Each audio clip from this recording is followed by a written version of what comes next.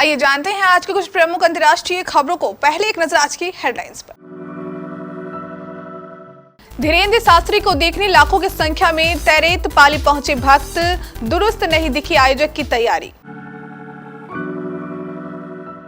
आजम का किला ध्वस्त, स्वार भी हारे, 42 साल में पहली बार परिवार से कोई विधायक नहीं।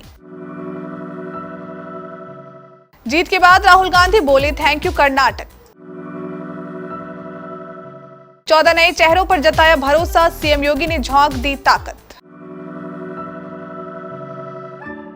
इस सीट पर रात भर चला ड्रामा, पहले जीती कांग्रेस एमएलए, दोबारा मतगणना में बीजेपी 16 वोट से विजय।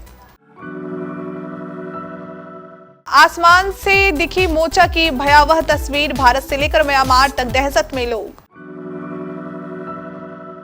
तुर्की के राष्ट्रपति अर्दोगन के लिए बड़ी चुनौती, खत्म हो सकता है 2 दशकों का शासन। रूस के 4 सैन्य विमान मार गिराए, यूक्रेन की सीमा के पास बनाया निशाना।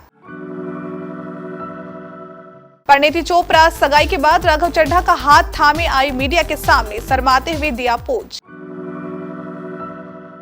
और गौतम गंभीर की टीम पर फुटा दर्शकों का गुस्सा, नट बोल्ट फेंक कर मारा, अंपायर ने रुकवाया, मैच हुआ बखेरा।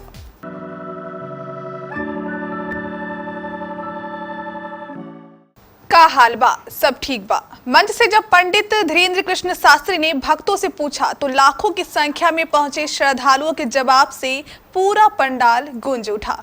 शनिवार से नौबतपुर के तरेत पाली में शुरू हुए 5 दिवसीय हनुमंत कथा के पहले दिन काफी संख्या में लोग पहुंचे थे। 4 बजे से 7 बजे तक कार्यक्रम था, लेकिन धीरेन्द्र कृष्ण शास्त्री करीब 1 घंटे की देरी से पहुंचे। मंच से बाबा बागेश्वर ने लेट होने का कारण खुद बताया। धीरेन्द्र कृष्ण शास्त्री ने कहा कि उन्हें ये कहा गया था कि कार्यक्रम स्थल तक जाने में सिर्फ 20 मिनट लगेंगे, लेकिन 1 घंटे 20 मिनट लग गए। हिंदुस्तान के 150 करोड़ में से कोई आओ, किसी की ताकत नहीं जो अब्दुल्ला को यहां से हरा दे। अगर रामपुर का चुनाव जीत कर दिखाओ तो रामपुर छोड़ दूंगा। स्वार की इस जमीन पर जो सड़कें बनी है, जो चमक दिखाई दे रही है, वह मेरी कलम से आई है। ये चैलेंज था रामपुर की सियासत में सबसे मजबूत रसूख रखने वाला सपा महासचिव आजम खान का। आजम ने यहाँ डायलॉग स्वार विधानसभा सीट पर सपा कैंडिडेट अनुराधा चौहान के चुनाव प्रचार के दौरान बोला था। कर्नाटक विधानसभा चुनाव के नतीजे आ चुके हैं। कांग्रेस की बम्पर जीत के बाद कांग्रेस के पूर्व अध्यक्ष राहुल गांधी ने अपनी खुशी जाहिर करते हुए सोशल मीडिया पर कर्नाटक को धन्यवाद दिया। राहुल गांधी ने सोशल मीडिया पर लिखा कि थैंक यू कर्नाटक, आपके प्यार और सपोर्ट के लिए। हम आपको जनता की और जनता के लिए सरकार देने जा रहे हैं, ये हमारी गारंटी है। इसी के साथ राहुल गांधी ने कांग्रेस की जीत पर कार्यकर्ताओं को भी बधाई दी।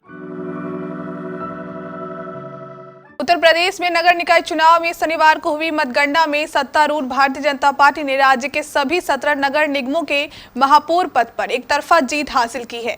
किसी भी विपक्षी दल को महापौर सीट पर जीत नहीं मिली। बीजेपी ने जहां भगवान राम की जन्मभूमि अयोध्या में महापौर सीट अपने पास बरकरार रखी, वहीं राज्य के मुख्यमंत्री योगी आदित्यनाथ के गृह क्षेत्र गोरखपुर और प्रधानमंत्री नरेंद्र मोदी के संसदीय क्षेत्र वाराणसी में भी फिर से पार्टी के उम्मीदवार को मतदाताओं ने महापौर चुना है।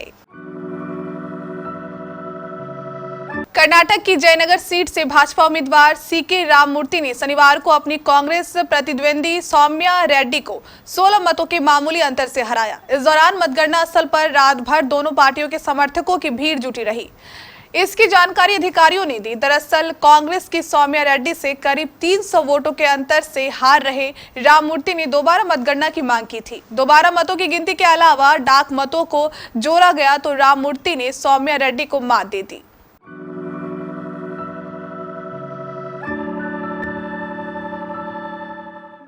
बांग्लादेश के प्राधिकारियों ने शनिवार को दक्षिण पूर्वी समुद्र तट से लाखों लोगों को हटाने का आदेश दिया, क्योंकि देश में बहुत खतरनाक उष्णकटिबंधीय चक्रवात दस्तक देने वाला है। इससे रोहिंग्या शरणार्थी शिविर को खतरा उत्पन्न होने की आशंका है। लगभग 2 दशकों में बांग्लादेश में देखे गए सबसे शक्तिशाली चक्रवातों में से एक चक्रवात मोचा के रविवार को बांग्लादेश से म्यांमार सीमा के पास दस्तक देने का पूर्वानुमान जताया गया है। आपदा प्रबंधन मंत्रालय के एक प्रवक्ता ने बताया कि हमारे दक्षिण पूर्वी समुद्र तटों से लाखों लोगों को निकालने के निर्देश जारी किए गए हैं। तुर्की के राष्ट्रपति रेसेप तैयप अर्दोगन के लिए रविवार को होने वाले राष्ट्रपति और संसदीय चुनाव काफी चुनौती भरा होने वाला है। ये चुनौती उनके 2 दशक के शासन को भी समाप्त कर सकता है। पोल के हिसाब से अर्दोगन मुख्य विपक्षी उम्मीदवार केमल क्लिचदारोग्लू से पीछे चल रहे हैं। इस चुनाव में अगर किसी भी उम्मीदवार को 50% से कम वोट मिलता है तो 28 मई को रन ऑफ होगा। तुर्की में 6 फरवरी को भूकंप के झटके में 50,000 से अधिक लोगों की मौत हो गई थी। इस आर्थिक संकट के 3 महीने से कम समय में तुर्की में चुनाव होने जा रहा है। राष्ट्रपति चुनाव से एक दिन पहले शनिवार को अर्दोगन ने इस्तांबुल में अपनी आखिरी चुनावी रैली की। यूक्रेन के बीच चल रहे संघर्ष में दोनों तरफ काफी नुकसान हो रहा है। ये संघर्ष न जाने कहां जाकर रुकने, ये कह पाना अभी काफी मुश्किल है। इस बीच एक मीडिया रिपोर्ट में बताया कि शनिवार को यूक्रेन की सीमा के पास 2 रूसी लड़ाकू जेट और 2 सैन्य हेलीकॉप्टरों को मार गिराया है। रिपोर्ट में बताया गया कि Su-34 लड़ाकू बम वर्षक, Su-35 लड़ाकू विमान और 2 Mi-8 हेलीकॉप्टरों को पूर्वोत्तर यूक्रेन से सटे ब्रांस्क क्षेत्र में घात लगाकर निशाना बनाया और एक साथ गिरा दिया गया। इस बीच रूसी सोशल मीडिया पर एक वीडियो वायरल हो रहा है। पोस्ट किए गए वीडियो में यूक्रेन की सीमा से लगे रूस के ब्रांस्क क्षेत्र में एक हेलीकॉप्टर को स्पष्ट रूप से मार गिराया गया है। एक्ट्रेस परिणीति चोपड़ा और आप सांसद राघव चड्ढा फाइनली सगाई के बंधन में बंध गए हैं। शनिवार को इस कपल ने फैमिली और क्लोज फ्रेंड्स की मौजूदगी में दिल्ली में एंगेजमेंट की थी।